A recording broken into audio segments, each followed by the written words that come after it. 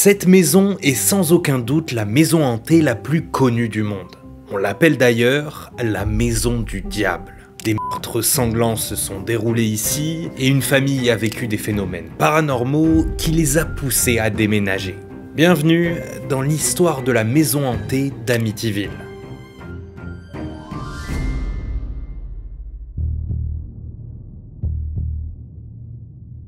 Amityville, c'est le nom d'une petite ville aux États-Unis, située à 1 heure de route de New York City. C'est ici, dans cette jolie maison, que vivent les DeFeo, une famille d'origine italienne, composée d'un couple et de leurs 5 enfants. La famille DeFeo vit à Amityville depuis plusieurs années, et le père est propriétaire d'un concessionnaire automobile. Les DeFeo sont sans histoire et mènent une vie des plus banales.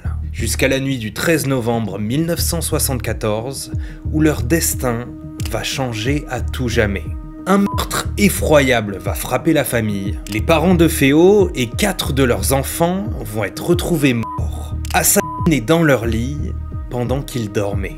C'est le 14 novembre 1974, le lendemain des meurtres, que les corps vont être retrouvés par Ronald DeFeo, 23 ans, le fils aîné de la famille.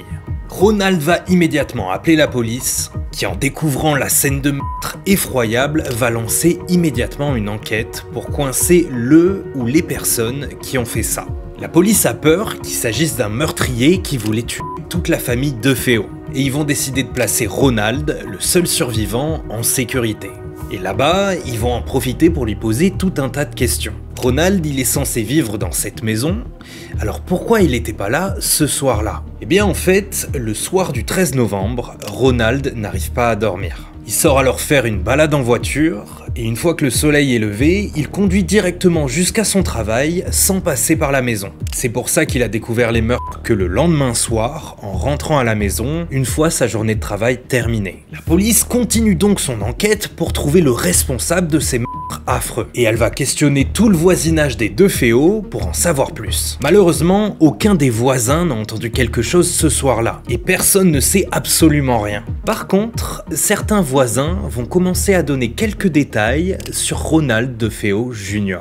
Alors qu'on disait que la famille DeFeo était parfaite et sans aucune histoire, beaucoup d'habitants de la ville d'Amityville racontent que Ronald, en réalité, c'est un jeune homme très turbulent, et qu'il se dispute très souvent avec son père, et qui s'est même déjà battu avec lui. Par contre, même si le courant ne passait pas trop entre Ronald et son père, Ronald DeFeo Jr. était très proche de ses frères et sœurs, et il était aussi très attaché à sa mère. Ronald était, disons, un adolescent à problème.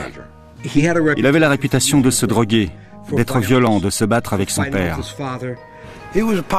C'était une tâche. Tout ce qu'il faisait, c'était boire, parier et se battre. Quand on le connaissait ou qu'on connaissait le contexte, si on avait passé un peu de temps avec lui, on se disait que ce n'était pas une chose dont il était incapable. Et quand tous les autres sont morts et pas lui, vous savez...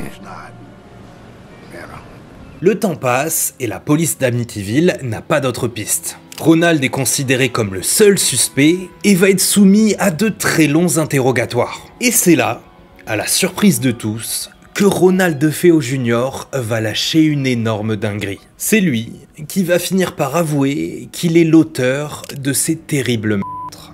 Ce soir-là, c'est lui qui a tué toute sa famille. Et en plus, il va décrire pas à pas comment s'est déroulée la scène. Contrairement à ce qu'il a fait croire, Ronald était bien chez lui ce soir-là. Il dormait tranquillement dans son lit quand il s'est réveillé à 3h15 du matin sans raison. Il s'est levé, s'est emparé d'un fusil et a tiré sur tous les membres de sa famille, les uns après les autres. Et après ça, il est parti travailler normalement. La police n'en revient pas. Ils acceptent de le croire, mais le problème, c'est que ces aveux, ils expliquent pas plusieurs mystères dans cette affaire. Pour tuer les 6 membres de sa famille, Ronald DeFeo Jr. a tiré 9 coups avec un fusil Marlin calibre 35. On organise donc des reconstitutions, et lorsque la police tire avec ce fusil, le niveau sonore d'un seul coup de feu s'entend jusqu'à 5 pâtés de maison. Alors comment Ronald a-t-il pu tirer 9 coups de feu à 3h15 du matin sans qu'aucun voisin n'entende quoi que ce soit? Vous vous rappelez, je vous ai dit que tous les voisins ont été interrogés et que personne n'a rien vu et n'a rien entendu. Mais c'est pas ça le plus étrange. Comme je vous l'ai dit, les 6 membres de la famille DeFeo ont été retrouvés morts dans leur lit.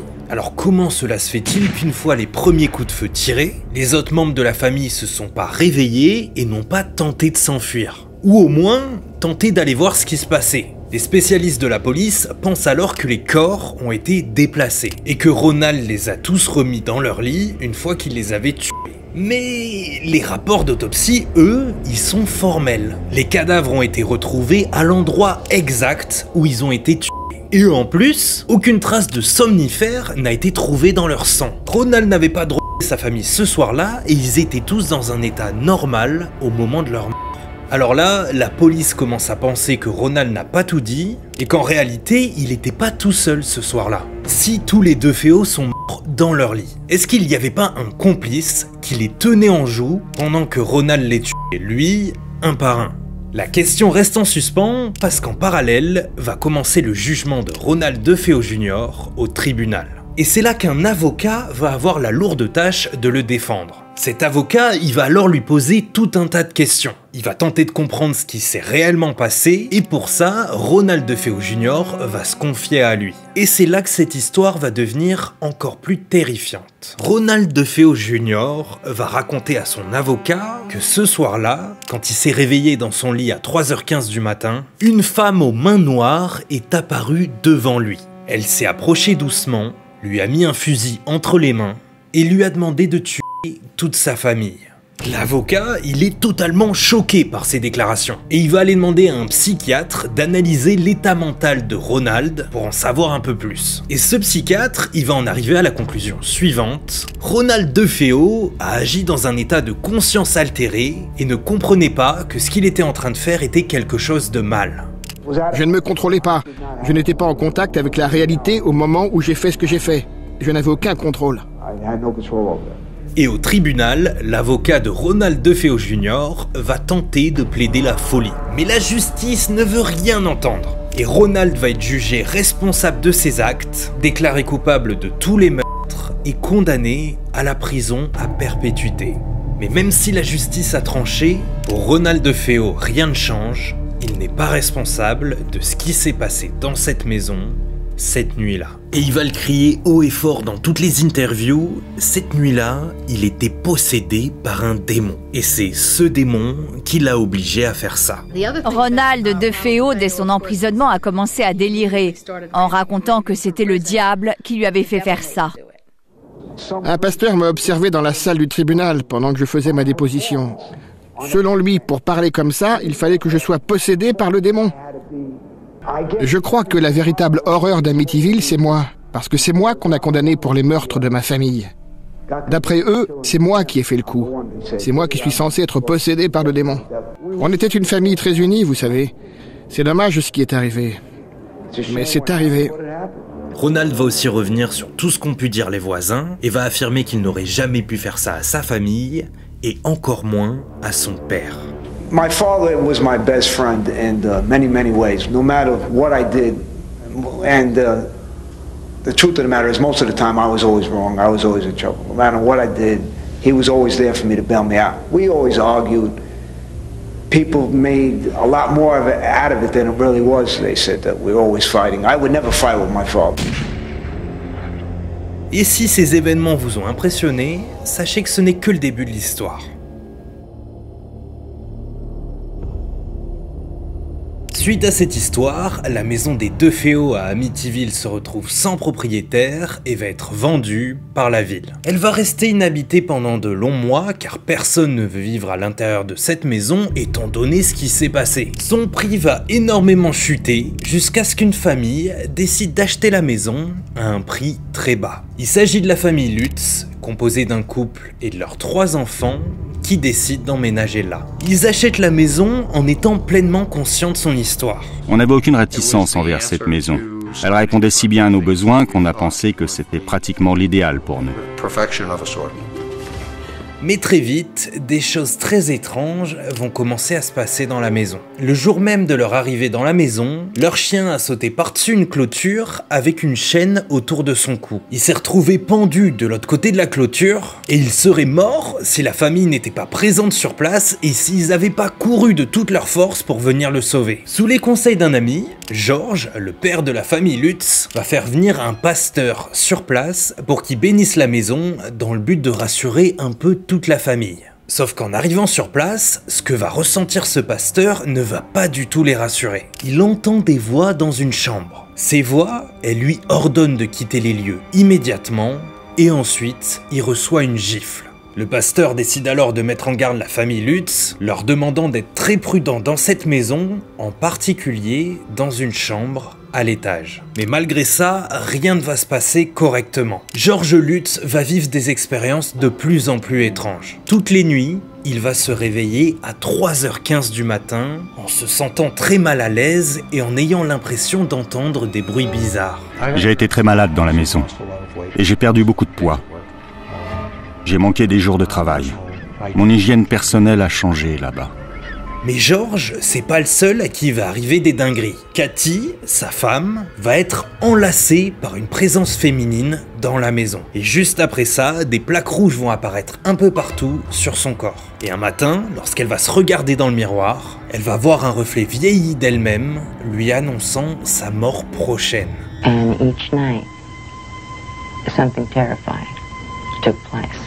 Front door, which was an oversized solid wood door, blew out. Not blew in, it blew out. And there was no physical explanation for it. That was checked out by the police, that was checked out by repairmen. You couldn't explain it. I thought I was losing my mind. Mais c'est pas tout, parce que depuis qu'ils sont arrivés dans la maison, toute la famille est dérangée par des nuages de mouches. Comme si quelque chose les attirait, notamment dans la pièce où le pasteur a senti une présence étrange. Well, at first, just moving into the house was fine. It's a lovely house. Yeah. And we enjoyed moving in. Within a week, Kathy's hand had been touched by something that we discussed and couldn't explain. It was just something unseen. Within this is in the daylight, or was it? Yes, It was during the day. Right. Okay. We also had hordes of flies that would appear within 2 rooms. And no matter how many times we would kill them, they would reappear. Right, now flies can be a real problem in this part of the country in the summer, Sure. in any house, you know. But if you have 2 or 3 or 4 within one room, that could be commonplace. And it But was when the you're winter. talking over 100, Well, this was the winter. yes, And you're talking about how many? over 100 flies Over 100 at flies. one time, and then you'd go around and kill them. They'd be lying on the floor. You'd come back an hour later, and they would be there, more of them. Mais ce qui inquiète le plus la famille Lutz, c'est ce que vit leur fille Missy. Missy, elle raconte à ses parents qu'elle s'est fait un ami dans cette maison, qui s'appelle Jody, et qu'il a l'apparence d'un cochon aux yeux rouges et qui lui parle tous les jours. Jody lui a dit « Je suis content que tu habites ici et je vais rester à tes côtés pour toujours ». Après ça, les Lutz vivent tout un tas de phénomènes encore plus étranges. On entendait des cris la nuit, et des gens qui marchaient la nuit, et les enfants disaient des choses bizarres, et la température variait dans la maison, et on découvrait des taches sur la moquette le matin, et la porcelaine des toilettes qui devenait progressivement noire. Quand on y pense et qu'on commence à en parler, il y avait évidemment quelque chose de pas normal. Jusqu'à la nuit du 14 janvier 1975, où cette fois-ci c'en est trop, ils quittent la maison en pleine nuit en laissant toutes leurs affaires derrière eux, et ils ne reviendront plus jamais. Trop de choses se sont passées pour tout nier et prétendre que tout était normal. Nous n'étions pas la même famille en arrivant et en repartant de là. Nous étions tous terrifiés au moment du départ.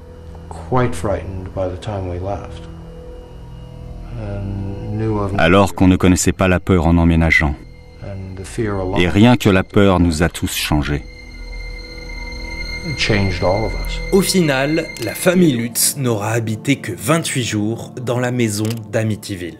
Juste après ça, George et Kathy Lutz vont rencontrer l'ancien avocat de Ronald DeFeo. Ils vont discuter longuement de ce que la famille Lutz vient de vivre, et l'avocat va supposer que l'entité démoniaque qui a chassé la famille Lutz de la maison serait aussi celle qui a possédé Ronald DeFeo et qui lui a demandé de tuer toute sa famille. George Lutz va leur donner une conférence de presse où il va hurler haut et fort tout ce qui lui est arrivé dans cette maison. Et ça va attirer l'attention des chaînes de télé. Les spécialistes du paranormal vont commencer à se rendre dans la maison, filmés par des équipes de télé, dans le but d'avoir des preuves de l'existence du paranormal. Si ce que dit George Lutz est vrai, il y a des fantômes ou des démons dans cette maison, alors ils veulent les filmer. Il y aura notamment le fameux couple Warren, que vous connaissez sûrement, parce que c'est les personnages principaux de la saga de films Conjuring, et ces films sont inspirés de la vie du couple Warren, qui a vraiment existé. D'ailleurs, si vous avez vu le film Conjuring 2, au début du film, il se trouve dans la maison d'Amityville, et il y a le couple Warren qui est en train d'enquêter et d'essayer de comprendre ce qui se passe là-bas. Dès leur arrivée dans la maison d'Amityville, Ed et Lorraine Warren vont dire qu'ils en sont persuadés, cette maison est hantée. Ed va dire qu'il sent la présence d'une entité qui est cachée dans la cave, et Lorraine va dire que la maison est infestée de créatures non humaines. Place this label, Amity. That, if you gave me $1 billion, I wouldn't go in that house then, because it messed up my life and my husband's life. Terrible, horrible, horrible place. Oh, it was terrible.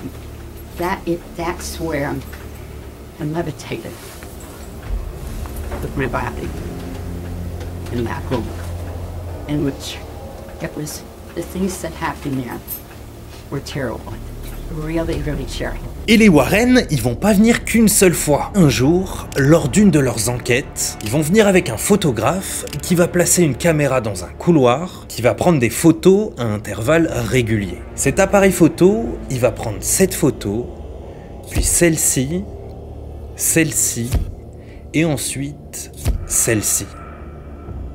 Et cette photo, elle va créer un énorme buzz. Sur la gauche, on y voit clairement un petit garçon en train de regarder l'appareil photo. Et bien évidemment, il n'y avait aucun petit garçon ce jour-là avec les Warren sur le tournage. Tout le monde va alors se demander qui est ce petit garçon. On va alors montrer cette photo à la police locale et immédiatement, la police va identifier le jeune Mark DeFeo, l'enfant qui a été tué dans cette maison par son grand frère 1 an plus tôt.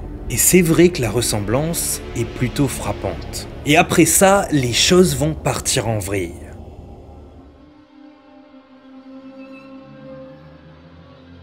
Après la découverte de cette photo terrifiante, les Lutz vont faire le tour des plateaux télé aux États-Unis et dans le monde entier. L'histoire d'Amityville prend une ampleur dingue et tout le monde veut connaître leur histoire et comprendre ce qui se passe réellement dans cette maison. George Lutz va décider d'engager un auteur qui va écrire pour lui un livre nommé The Amityville Horror, qui retrace l'histoire qu'ils ont vécue. Le livre devient immédiatement un best-seller. Le fait que cette histoire soit vraie fascine les lecteurs, parce que tout le monde se dit que si c'est arrivé aux Lutz, en soi, ça peut arriver à n'importe qui, et que tout le monde peut avoir une entité démoniaque dans sa maison. La maison d'Amityville devient un phénomène mondial, et les gens viennent des 4 coins du globe pour la voir. Le succès est tellement gros qu'Hollywood va décider de racheter les droits du livre pour en faire un film. Et pas n'importe quel film, un film d'horreur. Et après ça, il y aura même un nombre incalculable de suites qui vont sortir. Bref, l'histoire n'arrête pas de fasciner les gens. Il y a même des gens qui vont arracher des morceaux de la clôture pour les ramener chez eux parce qu'ils veulent un morceau de la maison du diable. Quand tous ces livres ont été publiés et que le film est sorti, c'est devenu l'enfer. Ça a été l'affolement chez les médias. Tous ces gens se sont abattus sur Amityville.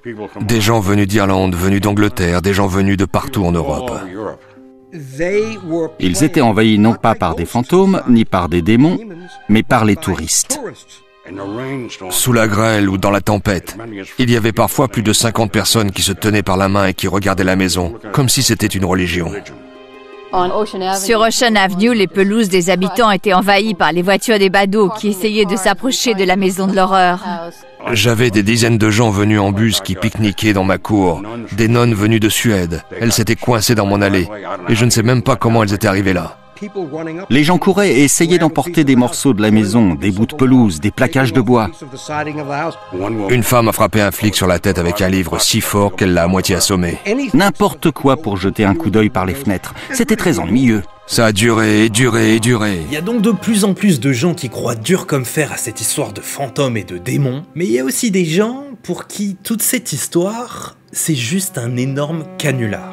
Plusieurs sceptiques vont commencer à comparer ce qu'a dit George Lutz dans son livre et ce qu'il a déclaré un peu plus tôt à la police. Et très vite, les gens vont remarquer qu'il a fait beaucoup d'incohérences et qu'il a rajouté plein de nouveaux trucs dans son livre. Je ne sais pas si ça sera jamais éclairci.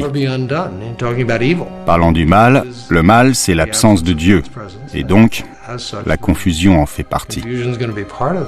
Et comme je vous l'ai dit, en plus, George Lutz, il détient des droits d'auteur sur son livre. Ça veut dire qu'à chaque fois qu'un exemplaire est vendu, George Lutz, il gagne de l'argent. Donc pour les sceptiques, c'est évident. George Lutz, c'est un énorme mytho, et il a menti sur tout ce qui s'est passé dans cette maison, dans le but de rendre l'histoire attrayante pour vendre le plus de livres possible. Parce que ouais, George Lutz, il s'en est fait de l'argent les gars. Au total, avec les ventes de son livre et le rachat pour en faire un film, George Lutz, il aurait gagné 410 000 $. Et si on prend en compte l'inflation qu'il y a eu depuis les années 80, ça correspondrait environ à 1,5 million de dollars aujourd'hui. C'est donc pour cette énorme somme d'argent que les gens sont persuadés que George Lutz a menti et qu'il a tout inventé depuis le début. Dès le départ, avant même d'emménager dans la maison, il avait tout planifié et il savait qu'il allait écrire un livre. Et je les comprends ces sceptiques les gars, parce qu'après la famille Lutz, la maison elle est restée vide un certain moment, mais après, il y a d'autres gens qui ont commencé à vivre dedans. Et depuis le départ de la famille Lutz, plus personne n'a jamais parlé de phénomènes paranormaux dans cette maison. Pas le moindre phénomène paranormal. Alors que les Lutz, ils en ont eu 150 en 28 jours. Mais par contre, George et sa femme, ils auront toujours fait le tour de tous les plateaux télé jusqu'à leur mort, et ils l'ont toujours juré. Tout ça, c'est vrai, et ils n'ont absolument pas menti. Aujourd'hui, la maison d'Amityville existe encore, et d'ailleurs, pour la petite anecdote, les gens qui habitent dedans, ils étaient un peu fatigués de tous les touristes qui venaient pour voir la maison, donc ils ont décidé de la repeindre avec une couleur un peu plus gaie, pour enlever cette image de maison du diable, et au départ, elle ressemblait à ça, et aujourd'hui, elle ressemble à ça. D'ailleurs, ils ont aussi modifié les fenêtres du haut de la maison, qui donnaient ce regard démoniaque, et ils les ont remplacées par ces petites fenêtres carrées. D'ailleurs, aujourd'hui, si vous cherchez la maison d'Amityville sur Google Street View, elle est floutée. C'est censé dissuader les gens d'aller voir la maison. Alors, je sais pas si ça marche bien, parce que moi, si la maison est floutée, j'ai juste envie d'aller la voir par moi-même. Mais bon, on juge pas. Bon. Ce qui est fascinant dans cette histoire, c'est qu'il est impossible de démêler le vrai du faux. On sait que la tragédie qui est arrivée à la famille DeFeo est bien réelle, et les mystères qui entourent ces meurtres sont encore aujourd'hui inexplicables. Et même si George Lutz, il avait bien un intérêt lucratif à raconter tout ça, c'était pas le seul. Il y a tout un tas d'enquêteurs paranormaux qui étaient sur place, et qui ont tous confirmé sa théorie, et qui disaient que la maison était bien hantée par des créatures démoniaques. Alors, maintenant que vous connaissez tout ça, pour vous, la maison d'Amityville est-elle hantée ou non? Si vous avez aimé ce format, n'hésitez pas à aller voir ma vidéo sur le Cecil Hotel, qui est un hôtel qui est réputé pour être maudit. Et moi je vous dis à très bientôt pour une nouvelle vidéo, et surtout, dormez bien. Salut! Bonjour à tous, ici la maman de Timothée. Ceci est un message top secret pour tous les abonnés d'Antion. Vous avez dû remarquer que ces derniers temps, j'ai changé complètement de comportement. Alors j'étais très méchante, maintenant je suis très gentille avec Antion. Je demande à ce que ses vidéos fassent plus de vues. Je veux dormir avec lui. Je fais tout ça pour qu'il soit plus heureux. Mais ça, c'est que la première partie de mon plan. Une fois qu'il sera vraiment satisfait de sa chaîne YouTube parce qu'il aura encore plus de vues, je vais passer à la phase B de mon plan diabolique. Supprimer sa chaîne YouTube. Je vais supprimer sa chaîne et personne pourra rien faire contre moi. Fini ces vidéos nulles. Timothée, il aura plus peur. Mais attention, pour qu'il se doute de rien dans les commentaires, vous dites rien, vous dites ah, quelle bandeur cette vidéo. Comme ça, il se doutera de rien.